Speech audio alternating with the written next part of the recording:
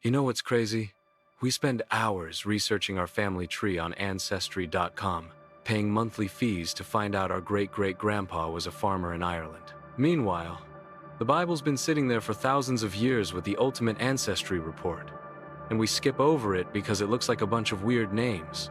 But here's the thing. Those weird names built the pyramids, invented the alphabet you're reading right now, and oh yeah, some of their descendants probably live in your neighborhood. Let me blow your mind real quick.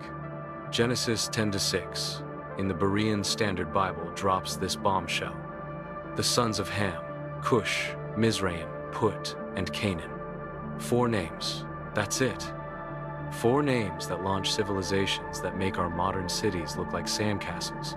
But before we dive into how awesome these civilizations were, we need to address the elephant in the room, or should I say, the completely made-up elephant that racists put in the room. You've probably heard about the curse of Ham, right? That toxic teaching that justified slavery and racism for centuries? Well, surprise, it's completely bogus. Ham was never cursed. Let me say that louder for the people in the back. Ham was never cursed. Genesis 9:25 specifically curses Canaan, one of Ham's 4 sons, and it had nothing to do with skin color. It was about specific evil practices, like child sacrifice. The curse was fulfilled when Israel conquered Canaan. Done. Finished. No racial implications whatsoever. Now, let's talk about what Ham's descendants actually did.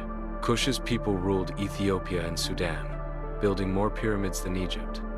Yeah, you heard that right. More pyramids than Egypt. They had queens called Kandakes who led armies. One of them is mentioned in Acts when Philip baptizes the Ethiopian official. These weren't primitive peoples. They were running international trade networks when most of Europe was still figuring out farming. Mizraim, that's Egypt, folks. For 3,000 years, Egypt was the superpower everyone else measured themselves against. They performed brain surgery, calculated the year at 365 days, and built monuments so precisely that we can't replicate them with modern technology. The same Egypt that sheltered baby Jesus. The same Egypt whose wisdom educated Moses. Acts 7:22 tells us Moses was educated in all the wisdom of Egypt. God literally used Egyptian education to prepare the man who would lead Israel out of Egypt. How's that for irony? Put's descendants settled Libya and North Africa.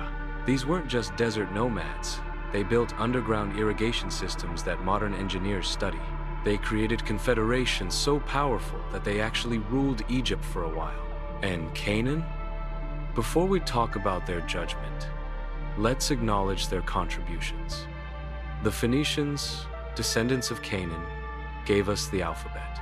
Every letter you've ever written traces back to them. They sailed to Britain for 10 and possibly reached America 2,000 years before Columbus. Here's what gets me. We're so quick to judge ancient peoples, but Ham's descendants were performing cataract surgery while other ancestors were painting themselves blue and worshiping trees. They were discussing philosophy and building libraries while much of the world was illiterate. The Queen of Sheba, likely from Cush, had wealth that made Solomon, go weak in the knees. These weren't cursed people. They were blessed with incredible gifts. And speaking of blessed, let's talk about how God actually viewed Ham's descendants. Moses married a Cushite woman. When his sister Miriam complained about this interracial marriage, God struck Miriam with leprosy, not Moses. Message received. God approves of interracial marriage and punishes racism. The Bible consistently shows Cushites, Egyptians, and even repentant Canaanites in positive light. Rahab the Canaanite is in Jesus' genealogy. Simon of Cyrene, an African, carried Christ's cross. You want to know something that should make every Christian stop and think? Christianity was in Africa before it was in Europe. The Ethiopian eunuch was baptized before Paul even converted. Alexandria in Egypt became one of Christianity's most important theological centers. African theologians, like Augustine, shaped doctrines we still believe today. The Lord's Prayer was being recited in Coptic Egyptian before it was said in Latin. So, here's your action step. Next time someone tries to use the Bible to justify racism, you shut that down with truth. Ham was never cursed. His descendants built magnificent civilizations and contributed immeasurably to human advancement.